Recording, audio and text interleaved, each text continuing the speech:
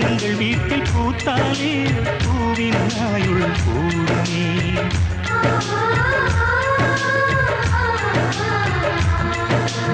இரண்டு கண்கள் என்றாலும் பார்வை என்றும் ஒன்றுதான். உருவத்திலே தனித்தனிதான், உள்ளம் என்றும் ஒன்றுதான். ஒரு சேவல்தான் நடை காத்தது, இந்த அதிசயம் பாருங்கள், கண்ணனை வாழ்த்துங்கள்.